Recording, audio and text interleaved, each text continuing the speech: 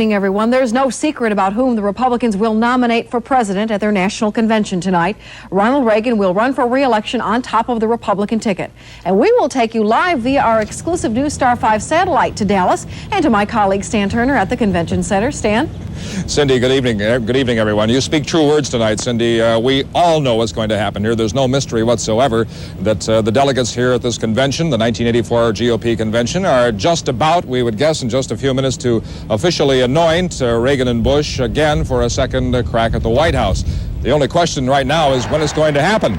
Well, the delegates, including the Minnesota contingent, has really waited patiently throughout this evening through speeches by Barry Goldwater, Paul Laxalt, you saw him just a moment ago, and several others, before finally getting around to have their chance to lay out their approval officially and formally of the Reagan-Bush candidacy, which, as you just saw, is just about ready to happen. But first, of course, they must have the aisles jammed with demonstrators, getting up and venting a bit of their excitement and enthusiasm for this ticket. And that's still going on right now. We'll be returning you, of course, a little bit later. Tonight, President Reagan, of course, is here in Dallas. He's not over here at the convention center. He's back at his hotel about 3 miles away. And, of course, he is watching closely and enthusiastically the proceedings on television. When he arrived at the hotel earlier today, he was greeted by hundreds of his supporters in the hotel's atrium. He made a few remarks, warming up for tomorrow's acceptance speech over here, calling the Republican Party the party of America's future. And Cindy, there's much more to tell you about this convention here in Dallas tonight, but we'll have delegate reaction to the vote tonight and basically a shopping trip, something that you're going to want to take a look at. This was something really extraordinary, has to do with Neiman Marcus. We'll tell you all about it. Okay, well, the convention may not be all that exciting, but stay tuned because more is going to come. Okay. Thanks, Stan. News from the Democrats tonight. Now, we promised you may remember, more from Dallas, so let's turn it over to Stan again, live via News Star 5 from the Republican Convention. Thank you, Cindy. Well, here we go. This, of course, is the big night, one of the big nights. Tomorrow night will be a big one, too, but tonight certainly a major of significance for the Republicans here with Ronald Reagan's nomination at hand. It hasn't happened yet, but it will shortly. Dallas, we can tell you, has been relatively calm, but it's not without its unrest. Earlier today, anti-Reagan protesters rampaged through part of downtown Dallas, tearing up American flags and destroying property. 96 of them were arrested on charges of parading without a permit and of disorderly conduct. Well, the nomination, as we say, is Ronald Reagan's for the asking tonight, and he doesn't really have to ask for it. He's watching via television about 3 miles from here. It'll be happening. It'll be officially bestowed upon him in just a few minutes, we think. The president, as we say, is over at the Anatole Hotel, where he has been since about 1 o'clock this afternoon. Let's go live now to the convention floor. Lindsay Strand, our government specialist, is with the Minnesotans to get some reaction on this pending but not unexpected nomination. Lindsay? Well, Stan, behind me has been all night a very enthusiastic group of Minnesotans. In fact, while everybody else was standing at their seats and cheering the Minnesota delegation, they were all on their seats and cheering. A really enthusiastic crowd, and I've got several of them here right with me now. Let me go first. Fred McComb, you have been a past party chairman here tonight. I want each of you to tell me very quickly, what do you like about Ronald Reagan the most? I like Ronald Reagan because as a senior, he's reduced inflation to where we can live with it, below 4%. He's reduced interest rates. He took care of Social Security. He saved it for us. And I think that's a tremendous job. Joanne Sherwood, let me ask you one item. What's most important about Ronald Reagan? His pro-life stand. Okay, let me ask you. Frank Graves, who is a national committee man here, very active in the party. What's most important to you? His positive leadership has restored our national self-confidence and self-respect and has attracted a lot of candidates to run with him, like Keith Spicer and Pat Truman. What do you think will happen with Minnesota? Can Mondale be beaten? Mondale's going to be beaten in Minnesota. Mary Myers, you were here in 1980. Tell me, what are your thoughts tonight? How does this compare? I think this delegation is even more determined than we were 4 years ago, and we are going to take Minnesota for Reagan this time. I'm absolutely certain of it. Someone said here tonight that the difference between 1980 and what is happening here tonight is that there were more balloons. I think it was Frank Graves that made the comment that that was supposed to be an indication of the fact of how strong the economic recovery has been. But in short here, we have a very unified delegation, enthusiastic, hoping they will have the opportunity to cast a solid ballot here tonight for the ticket of Reagan and Bush. Back to you, Stan. All right, thank you very much, Lindsay. Well, there is more to this Republican convention than meets the convention floor, and we'll get to that in just a moment. Your money.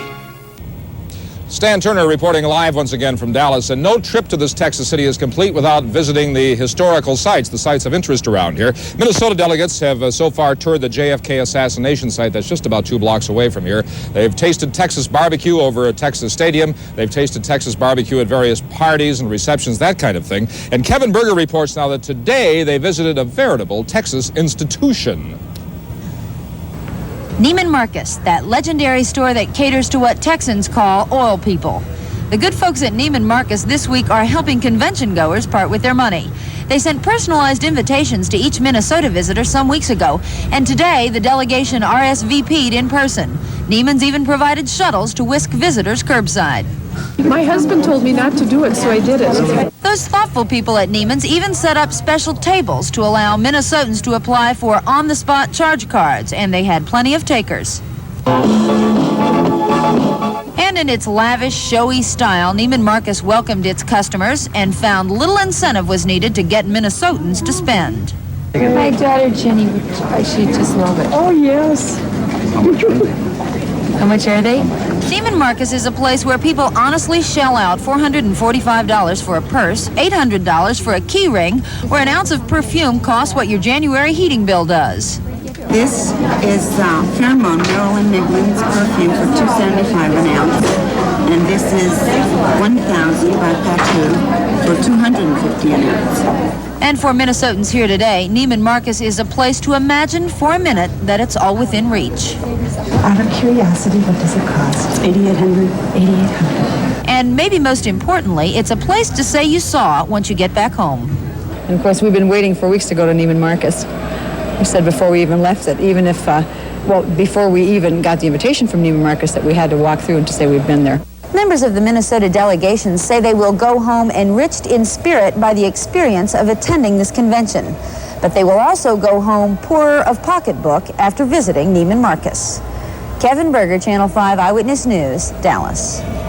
Thank you, Kevin. So this all wraps up tomorrow evening. President Reagan and Vice President Bush will deliver their respective acceptance speeches. Ray Charles will sing America the Beautiful, and the campaign between Ronald Reagan and Walter Mondale will begin in earnest on Labor Day. Cindy, you know what? I think it's already underway. Well, you know, Stan, we've been joking, and certainly in the newspapers there have been reports on what a dull, non-newsy convention it has been. Now, you've been to both.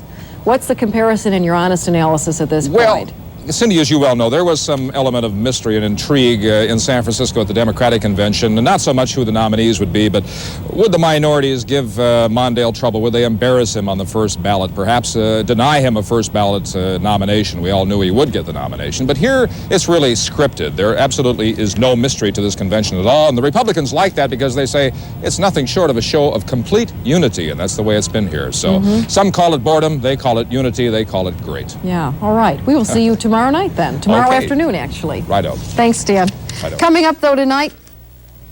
Time now to go live to Dallas for a final live report on this final day of the Republican Convention. We turn now to Stan Turner, who comes your way live via News Star 5. Good afternoon, Stan. Good afternoon, Dennis, Cindy, and good afternoon, everyone. That's right, Dennis. As you said, we are coming up here on this fourth and final evening of the Republican National Convention, and tonight is given over, of course, to the acceptance speeches by Vice President Bush and President Reagan. According to Mr. Reagan's chief speechwriter, this will be a vintage Reagan acceptance speech tonight. Late last night, well then, the roll call was not complete until late in the evening. From California to New York, support for the Reagan-Bush ticket was unanimous. Each state also gave its own unique introduction, including Minnesota. Home of the winning Minnesota Twins and 2 winning Republican U.S. Senators, has had the honor, dubious at that, of giving you Eugene McCarthy and Hubert Humphrey. And we now give you another in the long line of candidates. We will beat Walter Mondale. Minnesota confidently cast 32 votes for Ronald Reagan and 32 votes for George Bush. And when it was over, that was about 11:30 last night. The president had received 2,233 Ladies and gentlemen of the convention, the chair declares that the nominees of this convention for the presidency and vice presidency of the United States are the Honorable Ronald Reagan of California as presidential nominee and the Honorable George Bush of Texas as vice presidential nominee. The convention floor exploded into more cheers, but many of the delegates had already left by then, including many in the Minnesota contingent. While the president and the vice president, let's talk about today for a moment, had more than their share of public appearances to make in and around Dallas today, and Minnesotans happened to be at both of them. Many delegates enjoyed a heavy dose of patriotism and prayer this morning at a giant prayer breakfast. They attended a prayer meeting that featured a 2,000-person choir and the president. Mr. Reagan got a standing ovation for a speech in which he reaffirmed his view that politics and morality are inseparable. We need religion as a guide. We need it because we are imperfect. And our government needs the church because only those humble enough to admit they're sinners can bring to democracy the tolerance it requires in order to survive. And the president also reissued his plea today for prayer, voluntary prayer in the public schools. President Reagan also spent part of this day meeting with Hispanic Republicans. Now, according to some polls, Hispanic give the administration, the Reagan administration, higher approval ratings than do other minority groups. And today, the president worked to enhance his standing among the Hispanics, and a member of the Minnesota delegation was on hand. One of those gatherings today when Mr. Reagan spoke on the subject, and our Kevin Berger tells us more about that. The president's reception for Hispanic Republicans had a distinct bilingual flavor with traditional music, food, and a sign that translates Reagan Bush once again. 167 delegates and alternates at this convention are Hispanic. One of them, Enrique Serra, lives in Bloomington. Serra fled his native Cuba as a teenager. Today he's a college professor and small businessman who believes he personifies the American dream. I am an American, not by birth but by choice. And listening to the president, I feel very proud of being an American. The administration is emphasizing that its policies are improving life for Hispanic Americans. Flanked by prominent Hispanic Republicans, Vice President Bush promised the party will not concede the Hispanic vote, but will work to win it. Big, and let's show them who has the right message, the proper heartbeat for the Hispanic community in this country. It's the Ronald Reagan, and I'd like to add George Bush ticket. We feel strongly about it. But the star of this show was President Reagan, who was greeted by the crowd with cheers of "Viva, Viva," and greeted them back in Spanish. Buenas tardes. President Reagan reminded the group that he's appointed 225 people of Hispanic descent to positions in his administration. Today he appealed to their traditional religious beliefs, their strong respect for the work ethic, and their patriotism, and spoke to them not as Hispanics, but as Americans. The other party considers Americans of Hispanic descent a separate interest group. Well, we Republicans see you as representative of the mainstream of our party and of our country. To Enrique Serra and many others here, the president's comments were an inspiration. I think that he appears to conservative family values, he's strong in foreign policy, and he makes you feel great. Hispanics now comprise the fastest growing minority group in America. By courting them aggressively at functions such as this one today, Republicans are hoping to claim a chunk of this huge block of voters for this November and for the future. Kevin Berger, Channel 5 Eyewitness News, Dallas. And finally, just a couple seconds here, some observations, if you'll allow us, on the city of Dallas here. We've been here about a week now, and we can tell you that Dallas has definitely gone out of its way to put on a friendly, accommodative kind of impression here for everyone, the press as well as the delegates. There's more to it. It's not just a Western facade here. This city is a lot more sophisticated, I think, than a lot of people, especially those of us from the North, thought it was. It's a boom town right now, a lot of construction, and not necessarily like the rest of Texas. This convention hall behind me here, a fantastic facility, quite a contrast to the Moscone Center where the Democrats met last month in San Francisco. By comparison, by contrast, this is incredibly huge over here. 4 football fields is the size of the main convention hall itself, with plenty of room to burn there. The only problem over there is they have the air conditioning turned up too high. It's just downright cold in there, too cold. We didn't have that problem out here, though, on the outside. We set a record 108-degree temperature here last Monday, and it was quite an experience for us on the outside. And the local media here were in numbers this time as well, and it proved once again that even though some Americans consider politics and government to be boring, the local stations around this country do care, and I think they've turned in a fairly good job. They certainly have demonstrated that by their numbers, at least. So that'll do it from Dallas right now, and Cindy and us will be back with you at 6 o'clock. At 6 o'clock and at 10. Okay, right thank on. you. Thank you, Stan. Okay. One other note. This is the 4th and final day of the Republican National Convention in Dallas. Tonight, President Reagan addresses the group for the first time, but that doesn't mean he hasn't been busy. Stan Turner has the details live via News Star 5 from Dallas. Stan? Righto, good evening, Cindy. Good evening, everyone. Well, President Reagan and Vice President Bush were not taking things easy today. They were not relaxing and loafing after last night's nomination came their way. Instead, both men were out bright and early this morning in Dallas, starting their way around the city on a round of public appearances. And one was an exclusive reception with Hispanic Republicans. One of those in attendance was an alternate from the Minnesota delegation, Enrique Serra of Bloomington. 167 alternates and delegates to the convention are of Hispanic descent, and both Reagan and Bush promised that the party will not concede the Hispanic community to the Democrats this fall. And they maintain that the Republican Party best serves Hispanic Americans.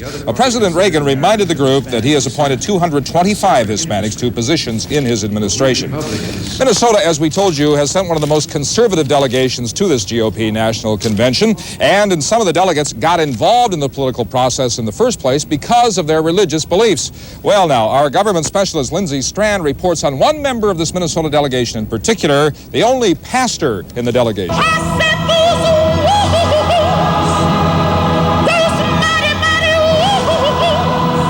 The Minnesota delegates who traded a good night's sleep for a chance to attend the convention prayer breakfast were not disappointed. They were treated to a 2,000-person choir and just what they wanted to hear from President Reagan. I believe that faith and religion play a critical role in the political life of our nation and always have. The president's talk about applying moral teaching to public decision-making is attracting new people to the party in Minnesota. To try to be involved at least on the Republican side, in the working part of the party, is a very novel experience for me. Jim Coleman is an evangelical pastor whose congregation meets weekly in Powderhorn Park. He is also an alternate delegate, even though he was never active inside Republican politics until the night of the Minnesota caucuses. As a Christian, I want to influence my country and my state and the people around me for righteousness. Coleman says his involvement has been inspired by President Reagan and that the motivating issue is Reagan's pro-life position regarding abortion. The inspiration has spurred voter registration drives within his church and political organizing, as well as a commitment to continue working inside the political arena.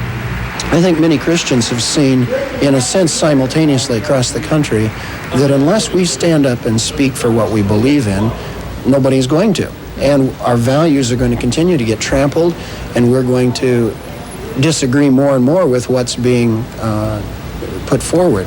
The presence of the religious right has been felt throughout this convention. The test of strength will come at the ballot box in November, when some groups are predicting as many as 2 million new voters will be registered through the churches. In Dallas, I'm Lindsay Strand, Channel 5 Eyewitness News. And this interesting footnote to that, the Secretary of State's office there in St. Paul reports that there's an unusually high number of requests this year about voter registration, and many of those requests are coming from, according to the office anyway, religious organizations. Well, the final session of this 33rd GOP National Nominating Convention is set to begin in just about 2 hours, and Kevin Berger is standing by live now in the convention hall behind me here, and Kevin's going to give us a little bit of a look ahead at tonight's developments. Kevin? Hello, Stan. The convention hall is right now being prepared for the joint appearance of the president and the vice president. I don't know if you can see behind me, but right now they are filling up balloons for a strategic balloon shot. The president's acceptance speech is slated for approximately 10 after 9 tonight, and his speechwriters are saying it will be a vintage Reagan speech. The singer Vicki Carr will be singing the national anthem here tonight, and Ray Charles will close out the evening by singing America the Beautiful. So you can expect to hear a lot of noise and a lot of cheers for the current administration here tonight, and we will be here listening. Back to you now, Stan. All right, very good, Kevin. Thank you very much. And that'll do it from Dallas right now. We will be back, of course, tonight, Cindy, at 10 o'clock on the update with some reaction for you to the president's speech tonight. Back to you. Okay, thanks, Stan. We'll see you at 10 o'clock. Okay. Locally again tonight. Everyone, last night the Republicans said please, and tonight President Reagan said thank you. To no one's surprise, he accepted their nomination for president, and tonight began in earnest his campaign re-election. I will campaign on behalf of the principles of our party which lift America confidently into the future. America is presented with the clearest political choice of half a century. The distinction between our two parties and the different philosophy of our political opponents are at the heart of this campaign and America's future. That speech concluded just seconds ago in Dallas, where my colleague Stan Turner is anchoring our coverage of the Republican National Convention. Stan? Good evening, Cindy, and hello, everyone. Well, as you just heard it was indeed a rousing speech by President Reagan. Thunderous applause. In fact, I reckon this speech might have set a record for the number of most times interrupted by applause during about an hour period. In any case, whatever the count, Lindsay Strand is standing by now live over on the convention floor. I can hear all the noise right now. Lindsay, what's the reaction there among the Minnesotans? Stan, can you guess? Of course, it is heavy enthusiasm here among this crowd. A lot of excitement. There have been tears in addition to all the applause tonight. And Minnesotans have all kinds of signs here focusing on Walter Mondale. Example right here. We'll keep Fritz at home. He's the pits. Now, they didn't need any help in putting together signs like that. Marcy Lear, we have taken away from the excitement for just a minute here. She is the co-chair of this delegation and also of the Reagan-Bush effort. Marcy, the president did not win in Minnesota in 1980, but you are confident that he can win that state this year. How come? I certainly am, absolutely. Why do you have that confidence? Number one, the polls are proving what we've maintained. Number two, I think we've got a tremendous amount of Democrats that are supporting Ronald Reagan, and they're going to make the difference. What kind of speech did the president give tonight as far as Minnesotans are concerned? Was it perfect? I don't think Minnesotans viewed the speech any differently from anyone else in the country. It was a tremendous speech. Marcy, thank you very much. Another person who is with me is one of only two of the elected state officials that is in this delegation, State Senator Jen Olson from Mound, and she believes that, in fact, it will not be Mondale's coattails that will prove to be a benefit in the election, but Reagan's coattails in Minnesota regarding legislative candidates. Why? Well, I believe that President Reagan is going to do well in Minnesota because I believe that the people of Minnesota approve of the direction in which he's leading our country. And independent Republicans want that same positive direction for our state, and therefore I believe it can help our House candidates this fall. You do believe that the House Republicans who are in the minority now can, in fact, be benefited? I'm optimistic, very definitely. Thank you very much. Well, as I'm sure you can see, if we can take just one more wide shot here of the delegation, this is a very excited group. There is confetti now falling along with stars, and the enthusiasm is as high as it's been here tonight with the Minnesota delegation. Back to you, Stan.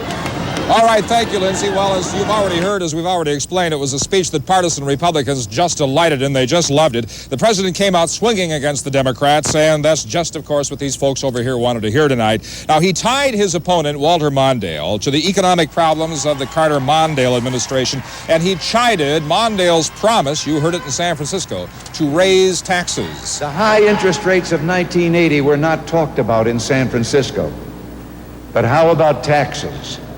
They were talked about in San Francisco. Will Rogers once said he never met a man he didn't like. Well, if I could paraphrase Will, our friends in the other party have never met a tax they didn't like.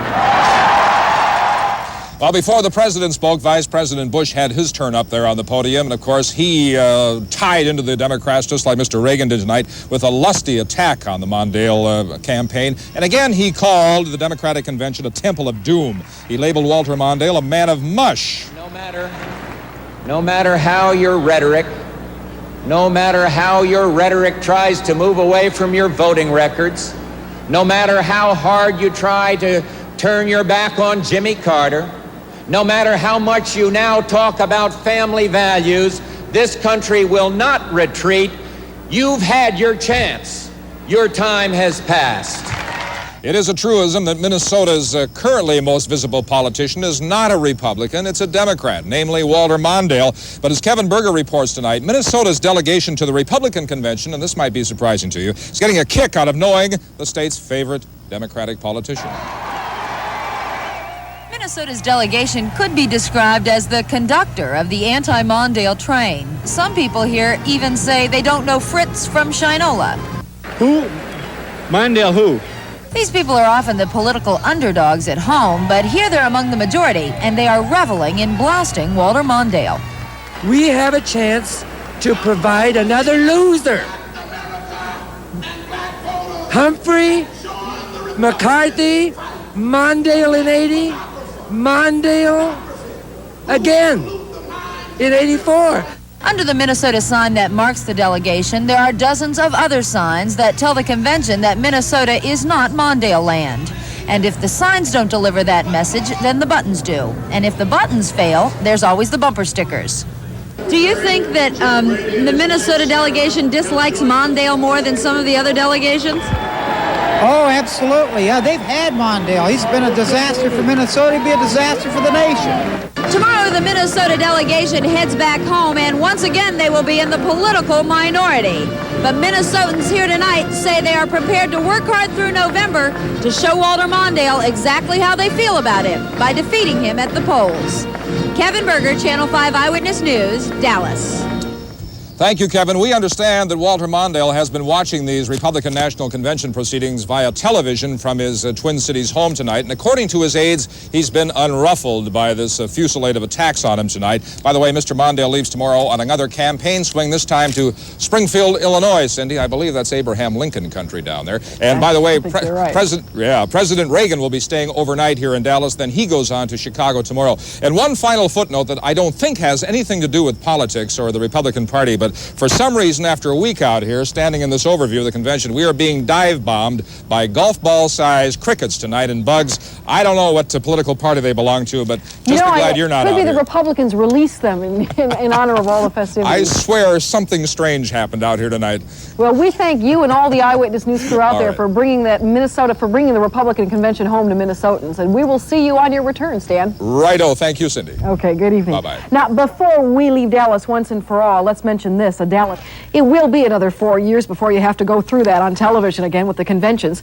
But the delegates won't forget their time in Dallas so quickly. Their bags are packed, the party is over, and we will take one final look at this past week in the Lone Star.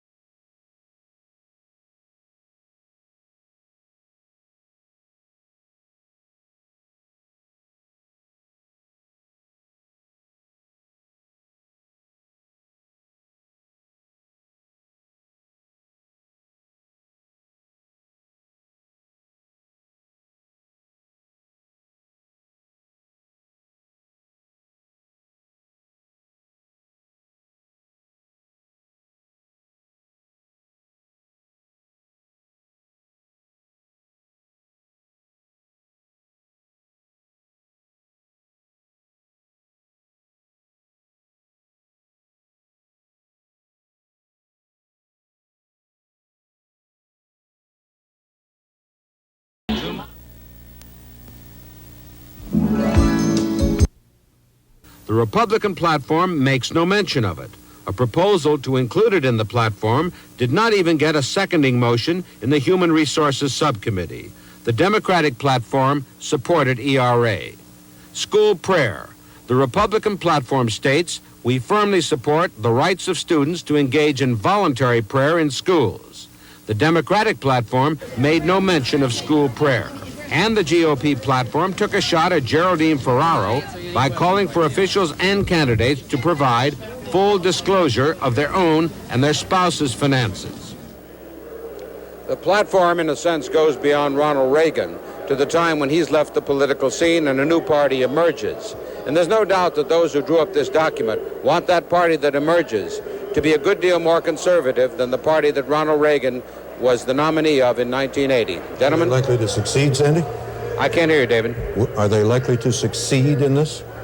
I don't know. I think that we right now are in a curious positioning period for both parties, a restructuring of both parties. I think that if Ronald Reagan gets reelected and they take a bath in the Senate and the House, that's going to start doing something of what Lo Weicker talked about, a maybe moderating influence on the party. I think, however, that with Jack Kemp, who I think is laying claim to being the ideological heir to Ronald Reagan, that the push is going to go that way. And once pushes go in parties, they're rather like trying to turn ocean liners around in mid-passage. It's very difficult. So this one has to go its course.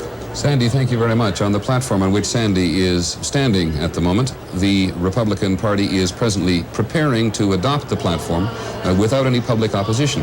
We are waiting for Senator Dole and Secretary Dole to come and join us. They are making a tour of the television networks this evening on a schedule which was arranged by the Republicans. So while they have been running well on time on the floor, they are running a little behind here. We will be back in just a moment after this word from your local stations.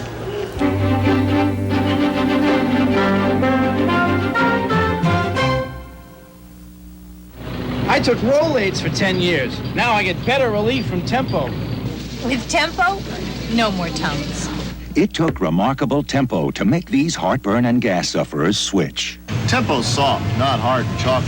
So it dissolves fast, fights acid and gas. And the soft Tempo form holds more medicine than the leading tablet. 75% more acid-relieving medicine. Better relief than Rolaids or Tums. Switch to better relief. Switch to soft Tempo. Oh, the noise and confusion in the telephone world. But there's one name that comes through loud and clear. Cobra. Cobra cordless and corded phones. A full line designed and engineered to be right for you. Then double inspected to make sure. Which is why no one makes a better cordless than the Cobra phone. No wonder Cobra has sold more cordless phones than Ma Bell. Cobra, or something less. It's your call. Are you sure about what we're doing? Why, you cooling off? No, just wondering why we're doing it. For the fun of it. I guess we could do worse than write for the most popular and exciting magazine in the world, huh? Hey, pass the soy sauce and write, will you? David Burney and Morgan Brittany. They're with you on the pages of Glitter this fall. We're with you on ABC, with you. KSTP Weather Services has Super Doppler Weather Radar, and Super Doppler Radar is your best defense against severe weather. Channel 5 viewers are alerted faster and more thoroughly than by any other television station. A possible tornado has been indicated. Thanks to this country's most advanced Super Doppler weather system. Remember, KSTP's Doppler Radar system is the most accurate and powerful Doppler radar in the Twin Cities. It helps us warn you before the severe winds have a chance to strike. KSTP's Super Doppler Radar is your best defense against severe weather. Can you handle a spell of real dry weather? We'll talk about it at 10. Elizabeth Dole, Secretary of Transportation in President Reagan's cabinet, thank you very much for coming in. Pleasure to have you with us, Ms. Dole. Thank you.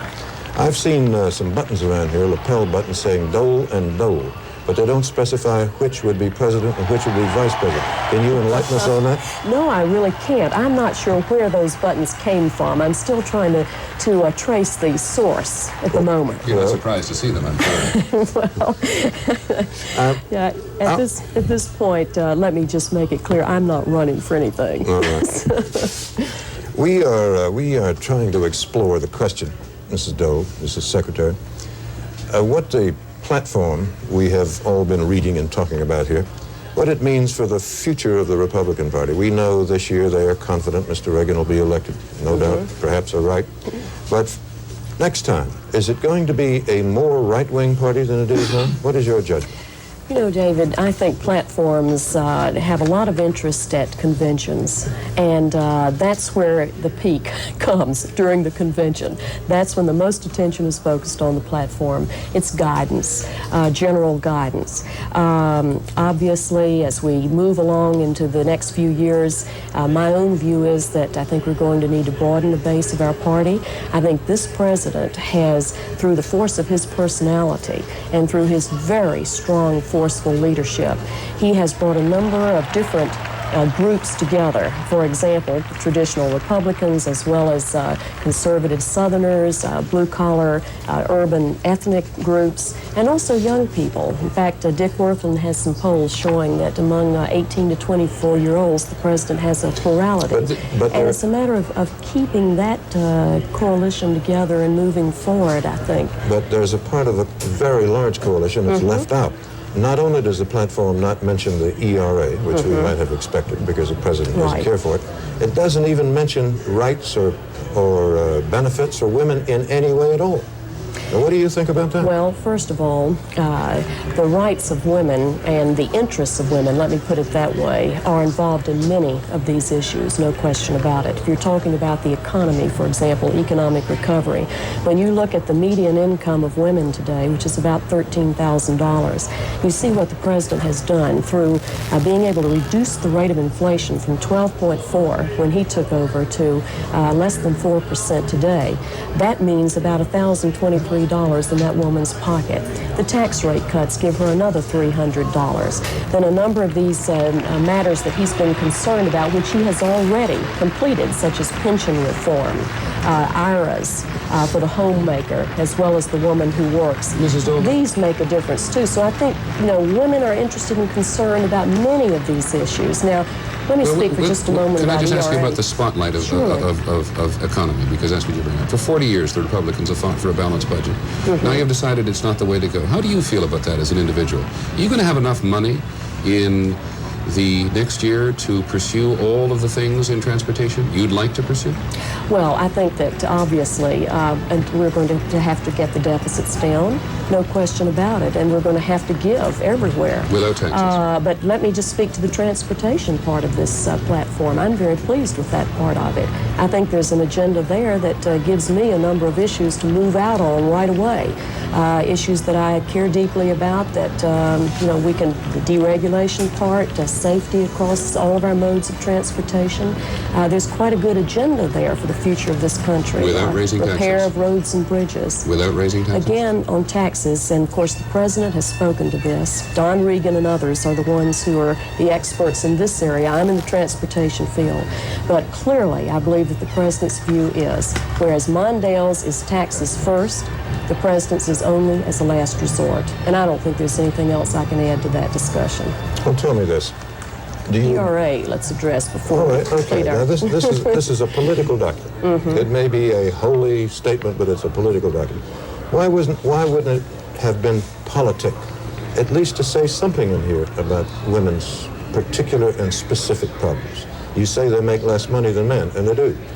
What does the Republican platform say Well, about now, David, I have not had a chance to review all the details. In fact, I just arrived here yesterday. My husband, who I understand is going to be visiting with you in a few moments, was on the platform committee, so perhaps he can address some of these because he's been a sponsor of many of these programs for women.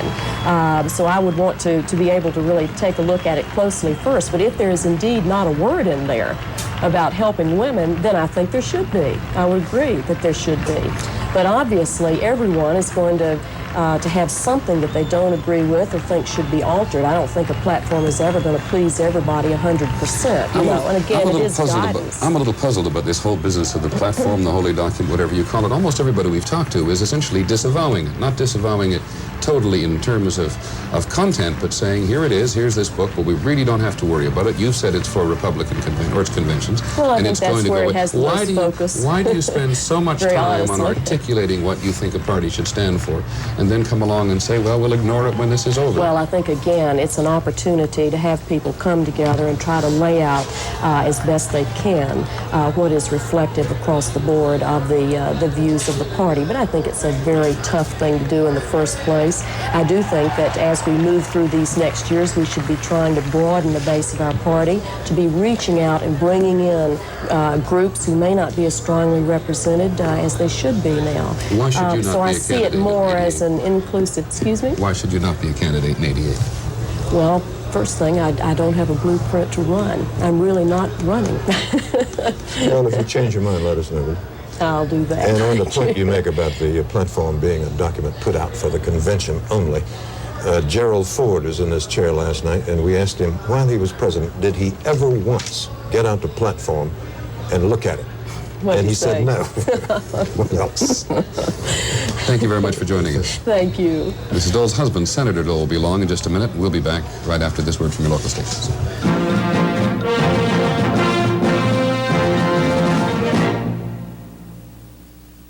For everyone who's tired of summer reruns, Apple announces some exciting new programs.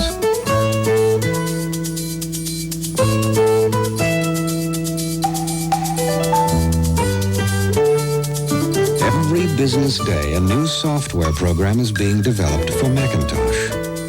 And if you can point, you already know how to use it. Macintosh, the computer for the rest of us. Sandwich. Ham. Lettuce. Here we go. Yeah! We're out of Miracle Whip. A sandwich just isn't a sandwich without the tangy zip of Miracle Whip salad dressing, the bread spread from Kraft. See, it was just a bad dream. There's plenty of... Now try a reduced calorie salad dressing, a third fewer calories. New Miracle Whip Light. Nothing much changes in Waukeeta, Oklahoma, even when Conoco, DuPont's energy subsidiary, comes to explore for oil. Because we invented a remarkable way to search for oil. By gently shaking the ground and recording the sound waves that echo back, a method that lets us go about our business without interfering in anyone else's. So DuPont or not, nothing changes in Waukeeta. Well, almost nothing.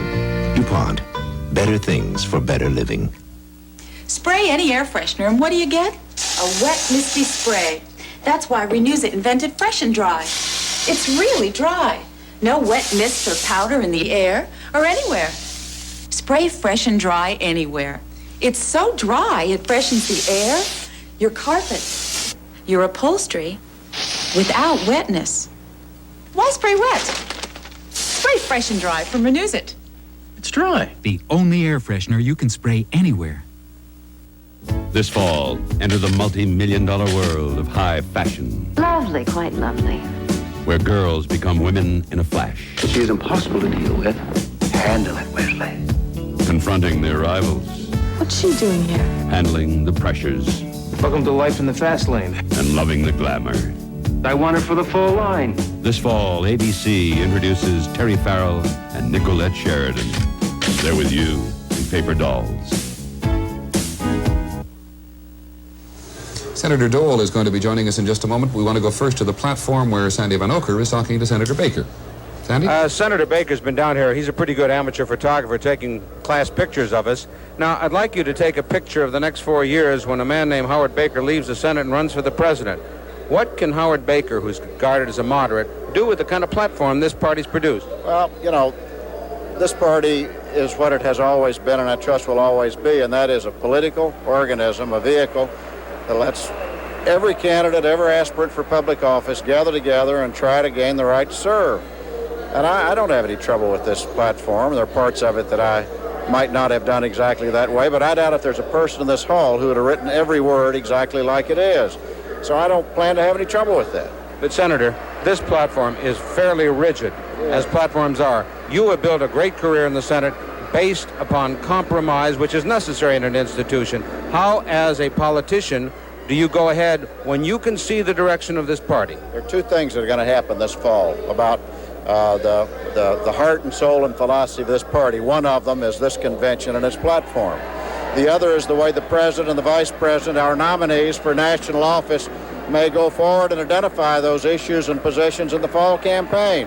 And when we're through, my hunch is that Ronald Reagan and George Bush will frame those issues so that the party will be fully united and we'll have no trouble with that. Now, you are going to run. Start preparing, aren't you? Just in case the FEC's watching, I'm not announcing tonight, but I make no bones about it. I would like to run in 1988. All right. Do you think the platform missed an opportunity to reach out for those heart supporters in the Democratic Party that could not vote for Walter Mondale? And how do you hope to get them? Independents, too. Let me honestly tell you, I don't think the platform's going to make much difference one way or the other in that respect. Our outreach is going to have to come in the way we shape those issues in the campaign this fall and the way the party conducts itself for the next couple of years. And we can do that. And we're going to go after those people, and I think we'll get a lot of them. Okay, thanks. I'd like 6 of those pictures if they're good. Thank you very much. Gentlemen? Thank you, Sandy. Senator Robert Dole of Kansas, Republican, chairman of the Senate Finance Committee, which means he can tell us what they're going to do about that if he is so inclined, or I doubt it. We're happy to have you with us. I'm glad you could come in. Now, we're trying to see what this platform means in terms of the Republican Party beyond 1984. Does it mean it's going to become a more conservative, right-wing party hereafter? What do you think? I don't think so. Obviously, there was a small group of so-called conservatives came down here and sort of took over the platform operation. They don't represent the majority view among House Republicans. They don't represent the majority view of Republicans in the Congress. Unfortunately, they're a minority in the House where they don't really have to get anything passed. They can just vote no and send out a newsletter. So that's in effect what you have. You have a newsletter here that they'll use in the next couple of years to run around the country and say, this is what I would do if I were president. Walter Mondale's also going to use it too, isn't he, in this campaign, and going to say this is what the Republican Party represents, and how are you going to answer that? Well, the same way we did in '76. I ran with Jerry Ford, and I read the platform. First time I'd ever read one because I was a candidate, but nobody ever asked me about it. After I left the convention, I put it away on a shelf, and I think it's still there. We've been stressing, and you have been stressing, or the people in your party who talk about this sort of thing, the kind of voters you've got to get to win, those in the middle, the Democrats and the Independents. If Walter Mondale says about the platform, for example, that there is no provision for women, as David has just been talking to your wife about, what would your answer be to the Democrats in that respect? Well, I think, without getting into all that Elizabeth just stated, I think, frankly, the media is sort of hung up on ERA. I mean, I voted for ERA. But I think that's maybe past now. We're moving on to something else. We're really looking into pension equity, child support, and a lot of things of that kind. And they're in the platform. The platform is not bad. I don't want to leave the impression that it's just something that we threw together down here in a week. But obviously it contains the pet ideas of people who are in control. And, they put some things in the tax side that I don't think are realistic. You add all that stuff up, it's about $75 billion in tax expenditures, and we're supposed to be the tight-fisted party who wants to balance the budget. Is it correct to say that the right-wingers grabbed your platform and ran away with it? They grabbed it and ran to about the 50-yard line. I think they were stopped there by the White House. They would have gone all the way. All the way? Yeah, they had a good quarterback. Jack Kemp was in there, had his helmet on. But aside from that, they didn't get all the way. They got about halfway down the field, and the White House said, hold it, fellas. Ronald Reagan's a candidate in '84. And it ought to reflect his views. And I think they backed off a bit. It's a good document. We can live with it. If Jack Kemp gets nominated, he can write his platform, right? Well, he probably already has it written. George Will, who's one floor down here. George has a question. Well, Senator, you've just said some rather acerbic things about what I think you call the so-called conservatives who came down from Washington and made hay with the platform. Could you tell us, just for those of us who are, and that's 99% of the country, economic laymen, what is the difference between the Dole approach and the Kemp approach to the economy? I think there's very little, but it just happens that we, fortunately, are in the majority in the Senate. We have to push the president's programs through. Those in the House who don't agree or feel it's not good politics to vote for any tax changes, they can vote no. They're not in the majority.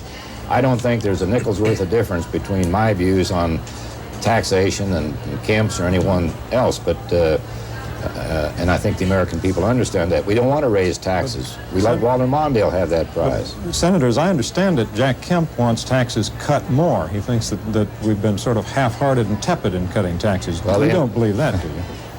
Taxes, they encourage about $75 billion more in tax cuts in this document. I think many are great ideas, but we have a deficit of about $200 billion. That's more than a nickel's difference. Well, that's a big difference, and they don't seem to worry much about that, but they have a different philosophy. They believe you're going to wake up some morning, the deficit's going to be gone. I don't share that view. We've got to get interest rates down.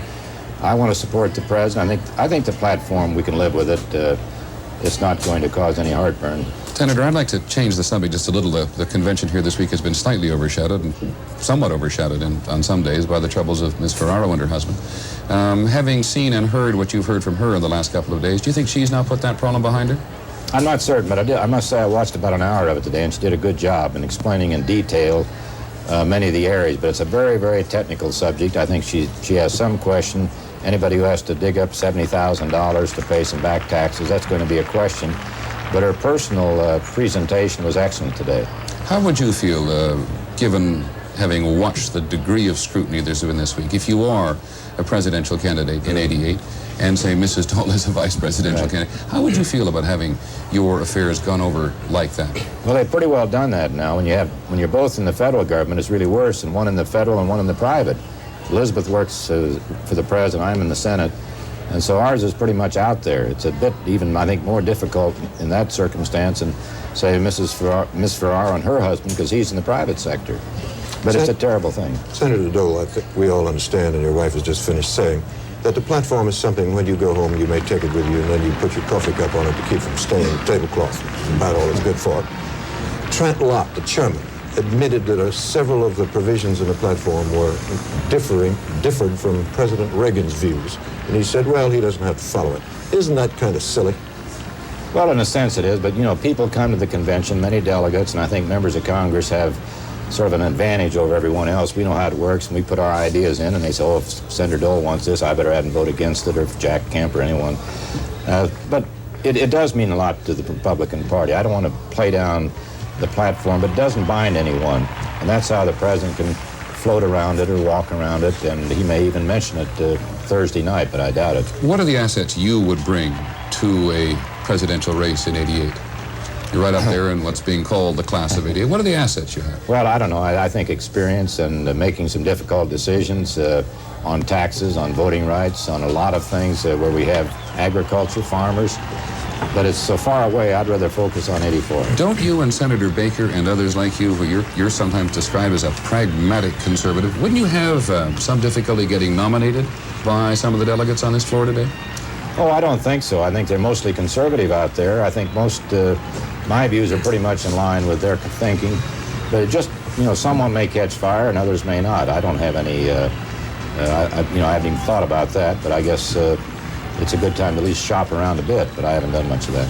Well, when you start, let us know. Thanks very much for coming in, Senator. It's been a pleasure to have you with us. We look forward to hearing your speech and your wife's. Has this ever happened before? I don't think so, and maybe after mine will never happen again. Perhaps. Anyway, speeches by Senator Dole, who's here with us, and his wife, who was here a few minutes ago, and by former President Gerald Ford coming up, and of course we will bring that to you. ABC News coverage of the Republican National Convention continues after this message and a word from our local stations.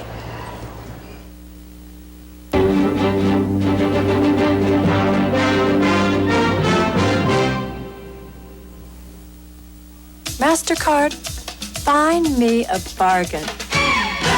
MasterCard International, so worldly, so welcome, so worldly, so welcome. Maybe something in blue. MasterCard International. MasterCard, you're so chic. Make every document the same size. Charts in color. Figures in blue. Headings in black. And collated. This job is for a multiple choice copier, the Canon NP155. Its zoom system makes a full range of enlargements and reductions, up to 15 copies a minute in black, brown, or blue, and can collate. Done. Do I know how to pick a value? Yes. Yes. Canon's NP155 gives you more for less. For information, call toll-free. Sunday. Hold on, I'm coming out. If Hardcastle is dead, why is McCormick fooling around? I'm cutting you out of my will. Then, Al Pacino defends his honor, while John Forsythe obstructs the law. Out of order. And justice for all. Parental discretion is advised. You're in Dallas to present a report, but you left the report back in New York. This is a job for Zap Mail. Here are some of the stories you'll be seeing tonight at 10 on the Eyewitness News Update. We will have live coverage of the second day of the Republican National Convention, including a report on where all the Minnesotans are getting their GOP gifts. We'll have Geraldine Ferraro's comments one day after she finally released her and her husband's tax returns. And locally, we go to Chaska, where two people are on trial for alleged sexual abuse of children. We'll tell you what happened there today. Those stories and more tonight at 10 on the Eyewitness News Update.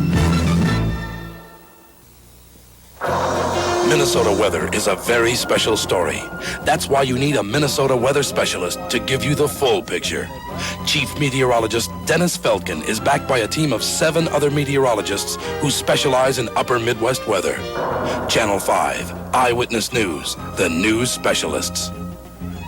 Channel 5 Eyewitness News, Minnesota's news leader. There it is, the convention floor at the Dallas Convention Center with 2,235 delegates, and behind them the alternates in this hall, which we must say at the outset is a good deal more suitable to a convention than the Moscone Center in San Francisco. And there is the podium to which the Republicans have devoted an enormous amount of effort, so much so if you could just stop there for 1 second and have a shot at that podium. Among other things, put a curtain up there behind each speaker which changes to match the color combinations of whoever is wearing a particular color of clothes. That's Senator Paula Hawkins there from Florida on, and behind her, the curtain, which has been color coordinated. The Republicans very proud of the money they put into this podium. And on the floor at the moment, the delegates are listening to a series of procedures as they prepare to adopt their platform. I'm not sure that color business works so great. When Jean Kirkpatrick was on the stand last night, she had on a green dress, and behind her was what looked like a purple. That's not a terribly salubrious combination of colors, is it? Certainly used a lot of purple. I wouldn't think so. Let us go to the floor itself and ABC's Lynn Sherr. Lynn? Peter, I'm down here in the South Carolina delegation with Senator Strom Thurmond. Senator, there has been a lot of talk about the platform, a lot of people unhappy with it. What do you say to them?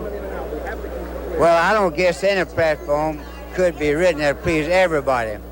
You see, you've got the variations in philosophy in both parties. Now, as a whole, the Republican Party is more conservative. The Democratic Party is more liberal. Some fall to the left. But after all, a platform is merely a statement of principles that not necessarily have to be adhered to, but the direction in which they feel the country ought to go. Does that mean the platform really doesn't mean anything? Yes, it means something, but it doesn't mean you're absolutely hard-bound by it. For instance, President Reagan, and of course they're writing the platform mostly for the party, but President Reagan may have to compromise on some legislation. It'd be wonderful if he could get everything in the platform, but that would be almost impossible. But it gives him a guide and gives the country a guide as to what the party stands for and the direction in which they think the country ought to go. What do you say to Senator Lowell Weicker and others who are very angry about this platform and feel as if they've just been shut out and that it will hurt the party eventually? Well, they have a right, of course, to their own feelings, but the great majority in the Republican Party don't feel that way. You know, Senator Weicker... Weicker is somewhat in a minority, you see, in the Republican Senate. He's a very fine man, good friend of mine, but in other words, each person has a right to his own thinking, and he's not bound by anything. As a senator, he can advocate what he pleases, vote as he pleases, and so he's not hampered in any way, I don't think. I don't think anybody would be. He has invited Ben Hooks of the NAACP to come and sit in his delegation this evening. He says Ben Hooks should be up there making a speech tonight. What do you think? Well, I'm not only committed to do the inviting, and so you'd have to talk to them about that. You think it's a good idea or a bad idea? Well, I have no objection to anybody speaking that they want to invite. I'm a great believer in freedom of speech. Senator Thurmond, one of the people on the floor who actually likes the platform. Gentlemen? Thank you. Thank you. Senator Strom Thurmond of South Carolina. Richard Threlkeld is now talking to Representative Phil Gramm of Texas, who until recently was a Democrat, then changed parties and is now trying to change from the House of Representatives to the Senate, running this year. Richard? David, Phil Gramm is in a hot race with a liberal Democrat, Mr. Doggett, Congressman Doggett. He thinks he's slightly ahead, and he's a conservative, as you mentioned. Congressman, last night, Catherine Ortega stood up there at that platform and said to Democrats and independents, mi casa is tu casa. My Republican House is your Republican House. But if I read this platform right, it's saying there's no room for anybody but true believers in this Republican Party. I don't read it that way, Dick. Let me tell you this. I'm running for the United States Senate in Texas, and I would be willing to tear the cover sheet off our platform and the cover sheet off the Democratic platform and put those two documents on every kitchen table of every family in Texas and ask them to decide which document represents the blueprint for America that they want for their children and the people they love. I'd be willing to bank my election that they would choose our platform. Our platform presents a program of hope and opportunity and jobs for our people. It's a reaffirmation of our basic values, and it's a platform that I'm comfortable with. Not that I have to agree with every element in it, but I think it represents America's agenda. Well, what about those moderates, what few there are left, those politicians who have to run in Iowa or New York or New Jersey, and they need Democratic votes, they need independent votes, and they're telling us tonight we can't get elected on this platform. We're not going to get Democratic votes by imitating Democrats. Let them debate how they want to spread the misery equitably. We've got to talk about how we want to create jobs, opportunity, and a future, how we want to unleash the creative genius of our people. and make the economy and the government work again for all the people in the country. Is that the Republican moderates' problem? They're too Me Too? Well, the people aren't going to buy a phony when they can have the real thing. We've got to offer the American people a concrete program for America's future. The Democrats can't do that because they're so concerned about buying the votes of the people riding in the wagon, they've forgotten the people pulling the wagon. Congressman Phil Grimm, thank you. Gentlemen. Richard, thanks very much. We've been talking, Peter, about candidates for 88, Jack Kemp, Vice President Bush, and who knows, Howard Baker, who knows who else. They have been circulating around town, acting like candidates. No one, of course, has said anything because this is Mr. Reagan's year. But they've been all over town, parties and receptions and so on, standing beside those wheels of shrimp with red sauce, smiling, shaking hands, as if they were running for assistant water commissioner. Well, I was going to say, David, too, I mean, we were noticing earlier that perhaps we can get our cameras to go and look for it. There were all the signs of an organized demonstration down there on the floor for Jack Kemp.